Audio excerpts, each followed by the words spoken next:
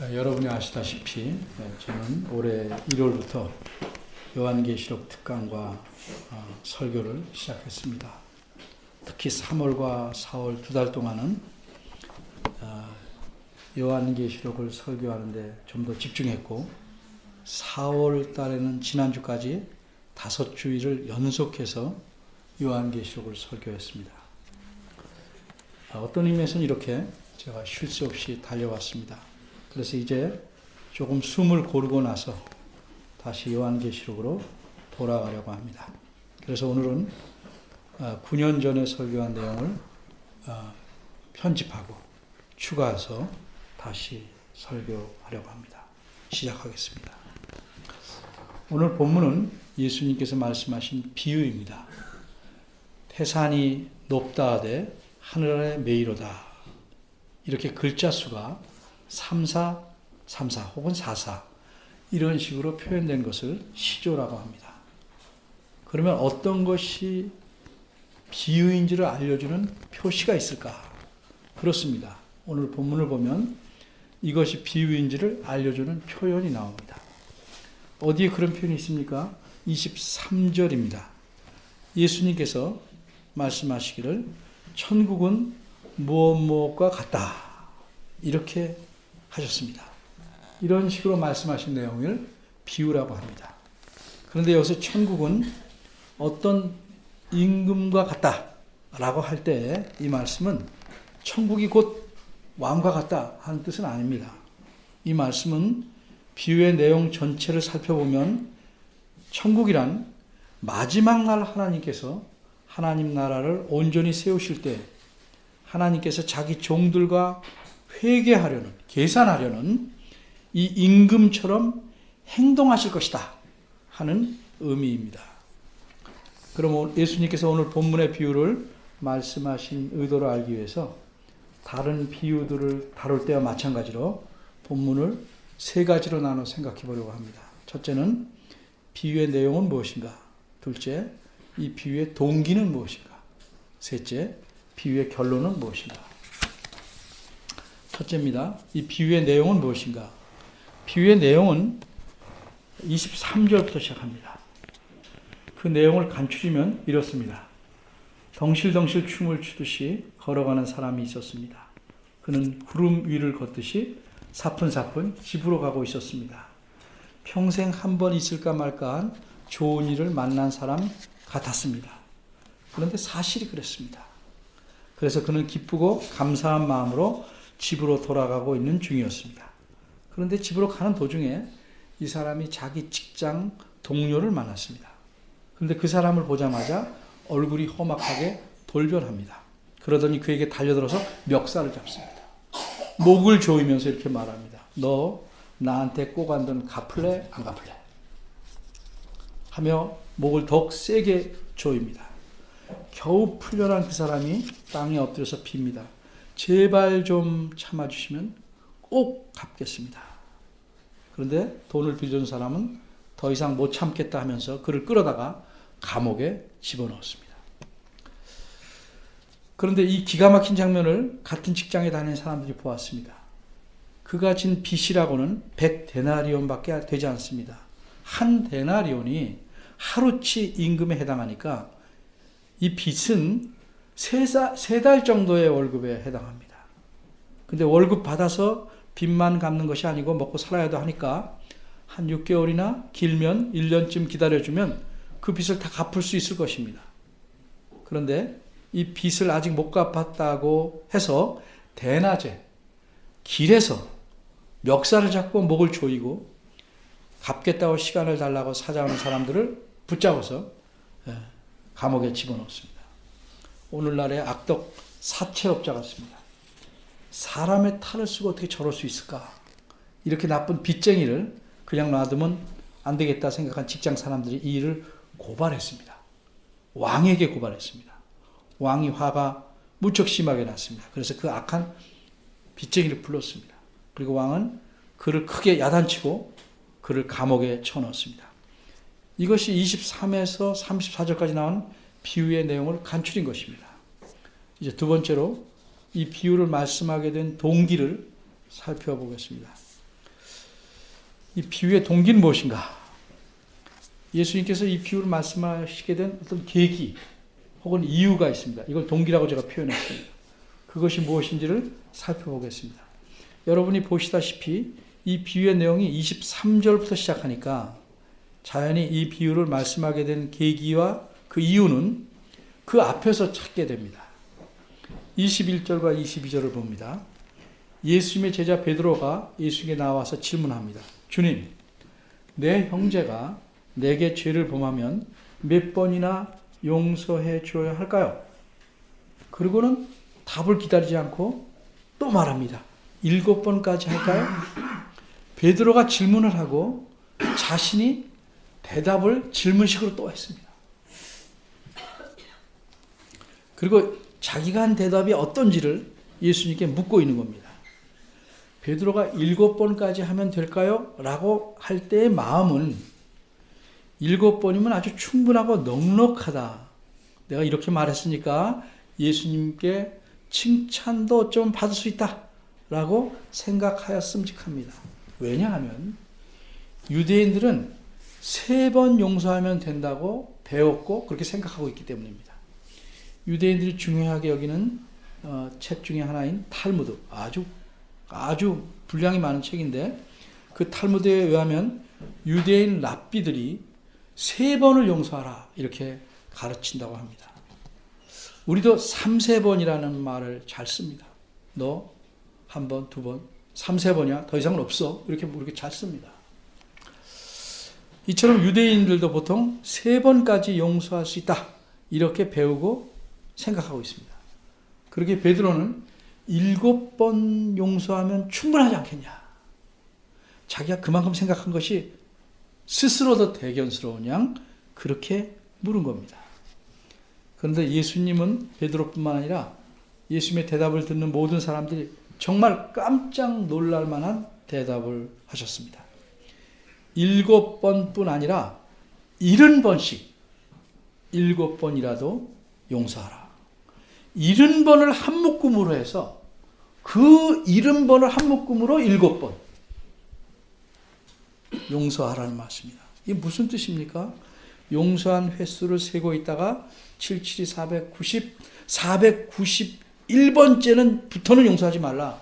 이런 뜻이 아닌 줄은 여러분 잘 아실 겁니다. 이 말씀은 무한정, 끝없이 용서하라는 의미입니다. 이렇게 예수님께서 대답을 하신 후에 이어서 23절부터는 비유를 말씀하신 겁니다. 그래서 이 비유는 흔히 용서할 줄 모르는 종의 비유라고 말합니다. 그럼 예수님께서 어째서 이 비유를 말씀하셨을까? 그 이유는 23절 맨 앞에 나오는 이러므로 라는 말에서 그 힌트를, 단서를 얻을 수 있겠습니다. 이러므로 라는 말은 자연히 앞의 말씀과 연결해서 생각해야 됩니다. 어떻게 연결하면 좋겠습니까? 내 형제가 내게 죄를 범하면 70번씩 7번이라도 바꿔 말하면 너는 무한정 끝없이 용서해야 한다. 그러므로 이렇게 연결하면 좋겠어요. 따라서 23절은 너희는 너희에게 죄 지은 자가 잘못을 빌고 회개하면 무한정 끝없이 용서해야 한다. 그러므로 이제 내가 말하는 비유를 잘 듣기 바란다 하는 의미입니다. 혹시 너희 중에 이렇게 생각하는 사람이 있다면 그 사람은 반드시 내가 말하는 이 비유를 명심하라 하는 의미로 말씀한 겁니다. 이렇게 생각하는 사람이 있을 수 있겠죠. 나는 3번도 용서하기 힘들고 7번은 더더구나 힘든데 끝없이 용서하려니 도저히 그럴 수 없다. 7번이라고 해도 하면 혹시 애써 보겠지만 무한정 용서하라는 건 너무 불가능한 것 하라는 거 아니냐. 너무 심한 것 아니냐. 이런 생각을 갖고 있다면 예수님은 내가 말하는 비유를 잘 듣고 네가 하고 싶은 만큼만 용서하든지 아니면 내 말대로 무한정 끝없이 용서하든지 결정하기 바란다 하는 의미로 말씀하는 겁니다. 바꿔 말하면 하나님을 믿는 자가 자기에게 잘못하거나 죄를 지은 상대방이 와서 잘못을 빌고 회개한다면 반드시 무한정 용서해야 하는 이유가 무엇인지를 알려주시려고 이 비유를 말씀하신 겁니다. 세 번째, 이 비유의 결론은 무엇인가? 이 비유의 결론을 좀 분명히 알기 위해서 내용을 좀 다시 짚어봐야겠습니다. 이 비유에는 빚진 사람 둘이 나옵니다. 한 사람은 같은 직장에 다니는 사람에게 빚진 사람입니다. 같은 직장, 요새식으로 말하면 다니는데 한 사람은 빚을 준 사람이고 하나는 빚진 사람입니다. 근데 빚진 사람은 100데나리온의 빚을 졌습니다. 이 빚은 그냥 3개월치 월급을 모두 모은다면 갚을 수 있는 액수입니다. 근데 이 사람을 감옥에 집어넣고 고발한 사람은 왕에게 많은 빚을 졌습니다. 그 액수가 얼마일까? 24절에 보니까 1만 달란트입니다. 예수님 당시에 사람들은 가장 많은 수를 상징적으로 나타내려면 만이라는 숫자를 사용합니다. 그래서 가장 큰 수는 만이요 이렇게 말합니다.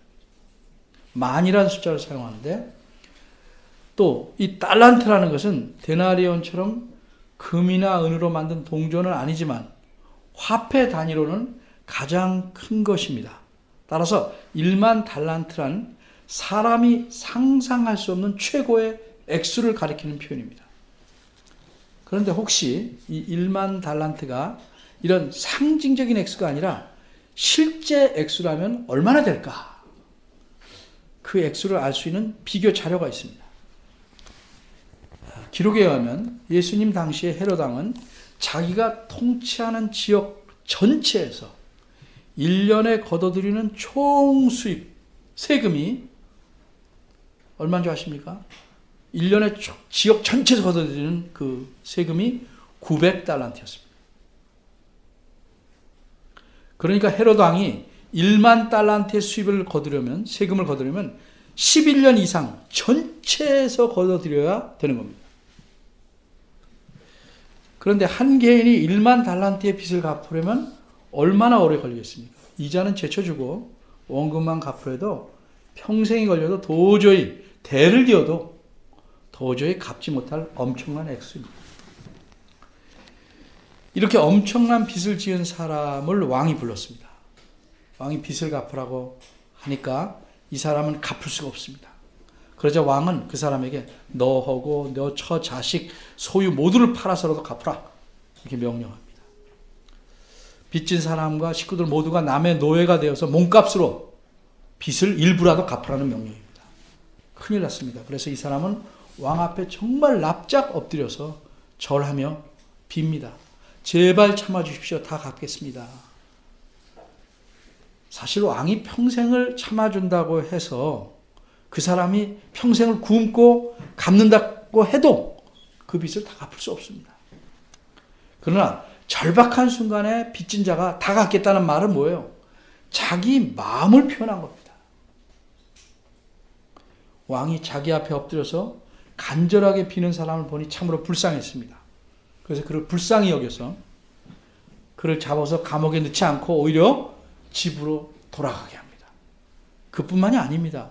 그 많은 빚을 탕감, 면제해 줬습니다. 갚지 않아도 된다고 한 것입니다.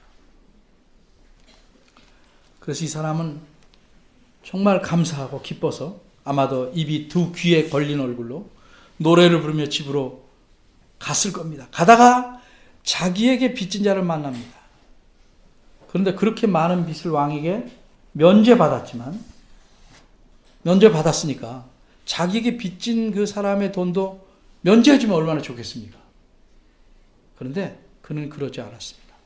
그 사람을 만나자 달려들어서 멱살을 붙잡고 목을 조이며 빚 독촉을 합니다.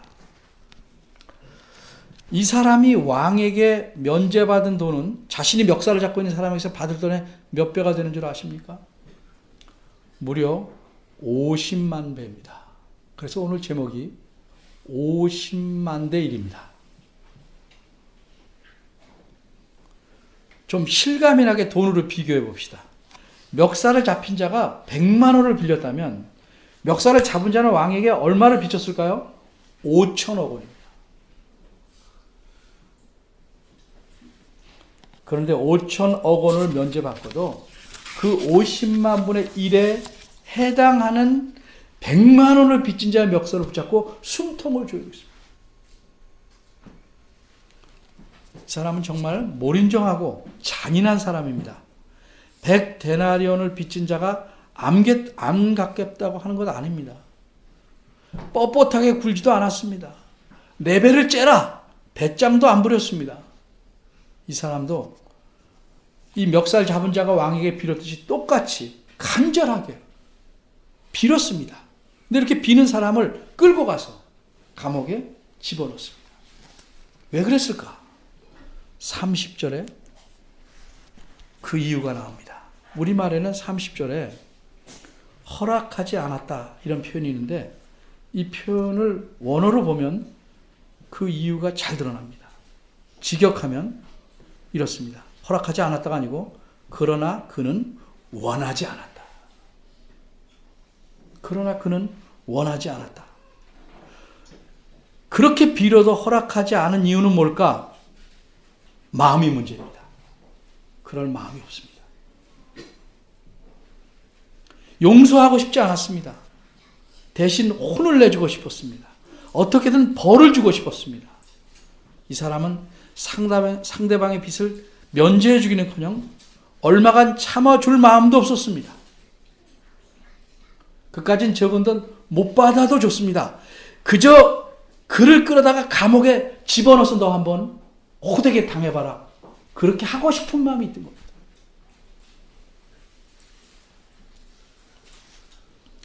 이런 악한 일을 듣게 된 왕이 1만 달란트 빚을 탕감해 준 그 자를 불렀습니다. 왕이 그를 뭐라고 책망하고 어떻게 했습니까? 32절에서 34절에 나옵니다. 왕은 그를 악한 종이라고 칭합니다. 어째서 그가 악합니까? 왕이 불쌍히 여겨서 수많은 빚을 면제해 줬으나 자기에게 빚진 자를, 그것도 조금 빚진 자를 전혀 불쌍하게 여기지 않았기 때문입니다. 자신은 큰 긍휼을 얻었지만 남에게는 조그만 긍휼도 베풀지 않았을 뿐 아니라 잔인하게 행했기 때문에 그를 가리켜 악하다고 한 것입니다. 그래서 왕은 진노하였습니다. 그를 감옥에 가두고 빚을 다 갚을 때까지 나오지 못하도록 하였습니다.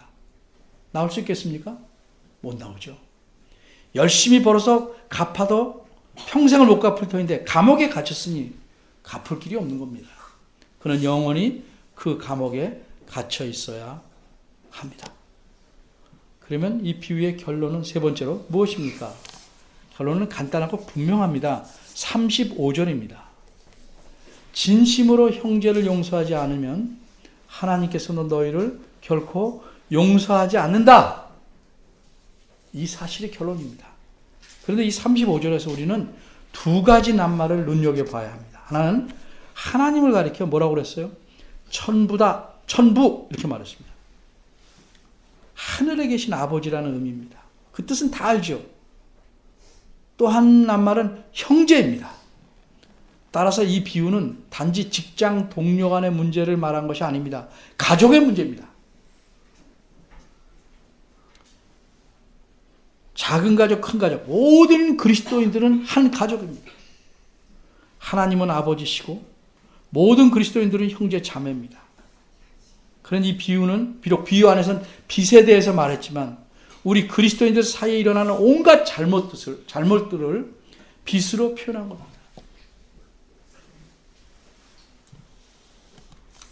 이제 이 비유의 동기와 결론을 연결지어서 예수님께서 가르친 내용을 요점 정리해 봅니다. 첫째로, 내 형제가 나에게 잘못이나 죄를 범하였더라도 잘못을 빌고 회개하면 반드시 용서해야 합니다. 둘째입니다. 잘못을 빌며 회개하면 반드시 용서하되 무한정 끝없이 용서해야 합니다. 왜냐하면 우리는 이미 하나님께로부터 헤아릴 수 없는 엄청난 긍휼하심을 받았기 때문입니다. 그러므로 다른 사람에게 긍휼을 베풀어 수없이 용서한다고 해도 그것이 그 전체 양이 하나님께서 우리에게 이미 베푸시고 베푸시는 또 모든 긍휼에 비하면 아무것도 아닙니다.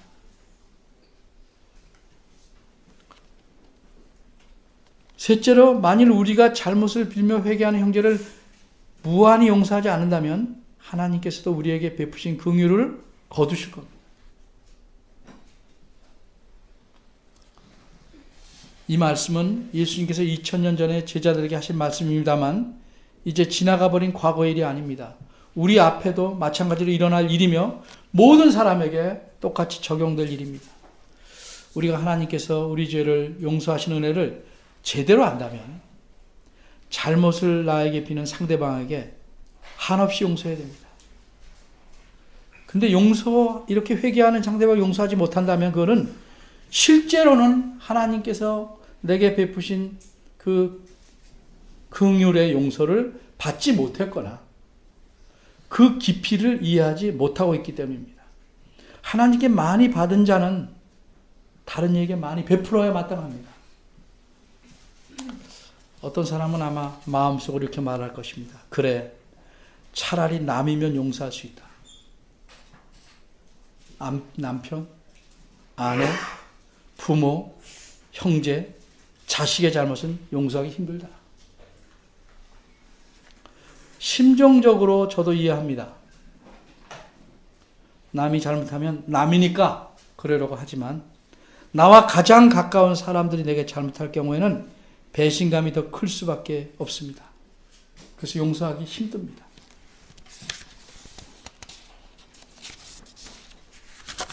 게다가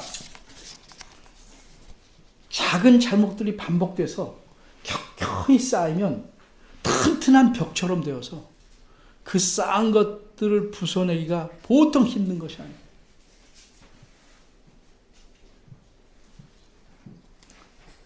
그런데 우리가 잊지 말아야 할 것은 예수님께서 용서해 주기를 바라는 대상에서 여러분의 남편, 아내, 부모, 형제, 자식은 제외하라 이렇게 말씀하시지 않았다는 사실입니다.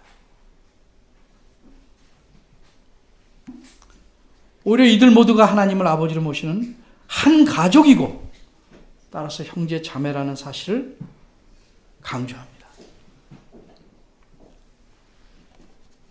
사도 바울도 이렇게 권면합니다. 서로 친절하게 하며 불쌍히 여기며 서로 용서하기를 하나님이 그리스도 안에서 너희를 용서하신 것 같이 하라. 다른 구조를 개정 개혁판을 읽어보면 이렇습니다. 누가 누구에게 불평할 일이 있더라도 서로 용납하여 주고 서로 용서하여 주십시오. 주님께서 여러분을 용서하신 것과 같이 여러분도 서로 용서하십시오. 이 모든 것 위에 사랑을 더하십시오. 사랑은 완전하게 묶는 띠입니다.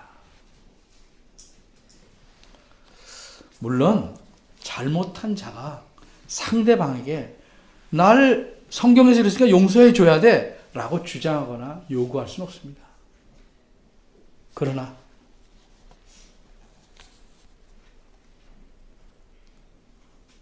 잘못을 당한 자는 상대방이 회개하면, 그가 누구든지 회개한다면, 잘못을 빌고 회개한다면 마땅히 무한정 용서해야 합니다. 우리에게는 용서하지 않을 권한이 없습니다. 용서해야 될 책임만 있을 뿐입니다. 그런데 하나님의 경우는 어떻습니까? 하나님이 우리처럼 우리가 죄를 회개하면 무한정 용서해야 될 책임이 있으십니까? 그런 책임 없습니다. 우리 이 점을 오해하고 있습니다. 우리가 무슨 죄를 회개하면 하나님께서 용서하신다는 말씀을 기계적으로 자꾸 생각합니다. 내가 빌었는데 왜 용서 안 해주세요? 마치 수학 공식처럼 그렇게 이해해서는 안 됩니다. 우리는 죄를 지으면 마땅히 잘못을 빌고 회개해야 합니다. 그럼 하나님께서 우리의 그 잘못을 빌고 회개하는 걸 보고 우리의 죄를 용서하지 않는다 할지라도 그것이 하나님의 잘못이 아닙니다. 하나님은 얼마든지 용서하실 수도 있고 아니하실 수도 있습니다. 왜? 하나님은 우리처럼 다른 어떤 존재에게 긍휼을 받은 일이 없고 긍휼을 받을 필요도 없으신 분이기 때문에 그렇습니다. 오히려 하나님은 그 자신이 모든 긍휼과 자비의 근원이십니다. 따라서 우리에게 긍휼을 베푸셔야 될 의무나 책임이 하나님에게는 없습니다. 그런데도 베푸십니다.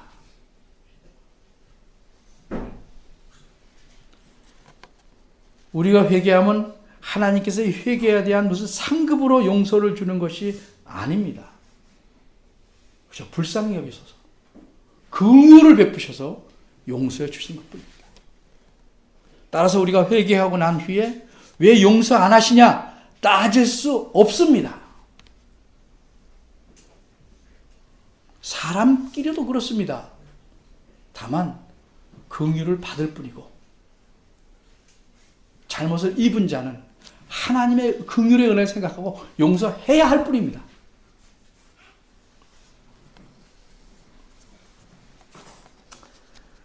그러면 하나님께서는 어떻게 성경 말씀에 회개하면 용서하신다 이렇게 말씀하십니까? 하나님께서 우리 회개를 보시고 우리를 불쌍히 여기셔서 긍휼을 베풀어 주시겠다 그런 마음을 갖고 계시기 때문입니다. 이것이 용서입니다. 따라서 용서는 하나님의 선물이고 은혜입니다.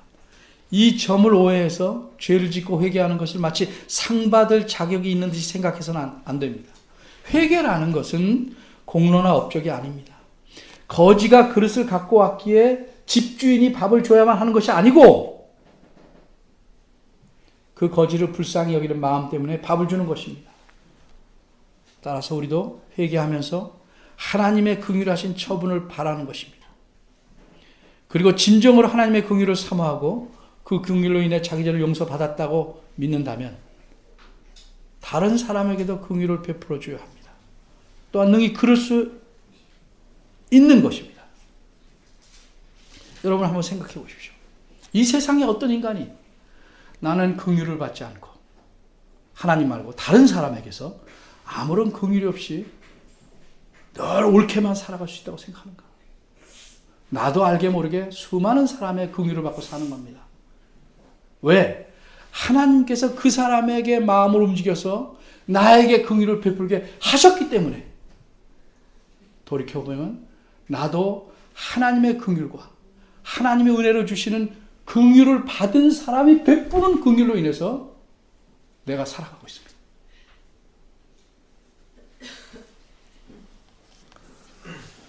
이렇게 생각해보면 어떻겠습니까? 이 상대방, 내 눈에 가시 같은 이 상대방, 그게 때론 남편이고 아내이겠죠. 자식이고 부모, 형제일 수도 있겠죠. 이 사람은 내가 긍휼을 베풀지 않으면 살아갈 수 없는 사람이다.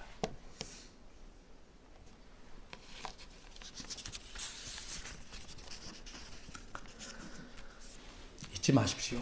하나님은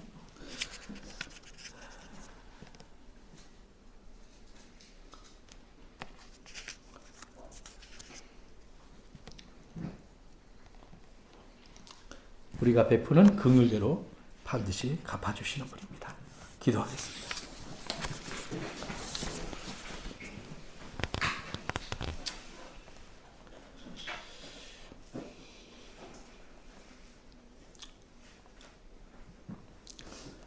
긍휼이 풍성하신 하나님, 하나님의 이루 말할 수 없는 긍휼을 받고 살면서도 우리는 종종 나 자신은 옳고 다른 사람보다 훨씬 낫고 바르다는 착각 속에 살 때가 적지 않습니다. 내가 하나님의 긍휼과 알게 모르게 다른 사람들의 긍휼함으로 이제껏 살아온 것을 잊고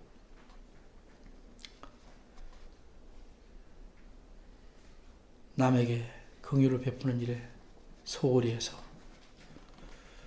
우리의 이런 잘못으로 세상이 또 교회가 빡빡해지고 각박해졌는지 모르겠습니다. 주의 사랑을 깊이 깨닫게 하시고